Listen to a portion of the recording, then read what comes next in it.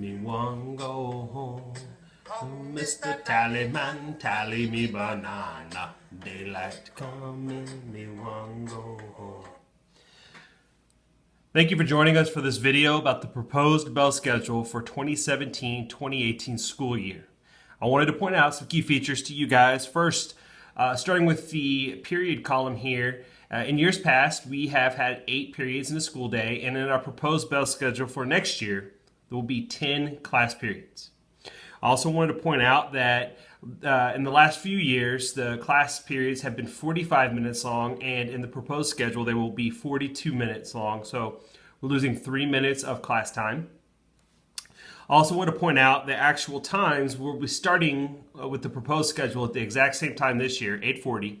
However, we will be ending at 4 p.m., which is 10 minutes later than this year, which we end at 3:50. The contract times for teachers will not change. They'll still be 8:15 to 4:15. It's just that students will be in school for 10 additional minutes.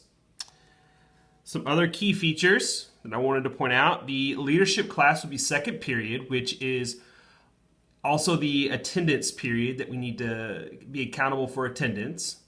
And then finally, another feature that's a little bit different than the years past, instead of the lunches being staggered between 4th and 5th period, lunches will actually be scheduled in as an actual class period that's 42 minutes long.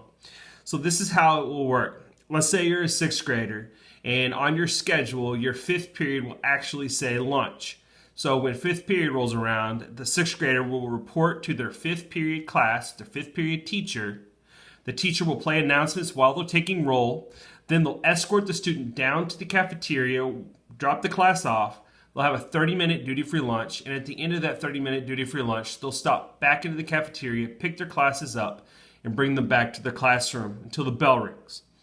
Now, there are several key advantages for scheduling lunches like this. We'll be able to do the announcements during that time. We'll also be more accountable for the students during the lunch period. The horde of students that come running down the hallway to lunch and after lunch, we'll avoid that because they'll be escorted by a teacher. Just as far as the accountability and knowing where every student is throughout the day, this is a much better method for doing that.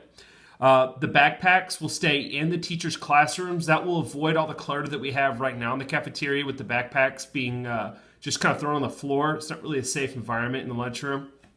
And then another key component of this is that because this is, instead of being staggered between lunches, this will give us a lot more flexibility when it comes to the master scheduling. I know that a lot of you guys really value having your classes balanced, and this will give us a key tool to help balance those classes a little bit better. It just gives us a bit more flexibility. So this is our proposed bell schedule for 2017-2018 school year. Please, if you have any concerns, I'll schedule an appointment with Mr. Whitfield by Friday. We would like to have your input before then. That way we can send this on to cabinet with any necessary adjustments to be approved.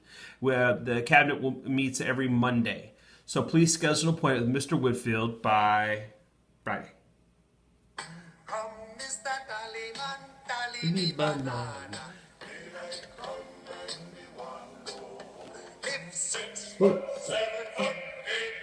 Hutch! Daylight.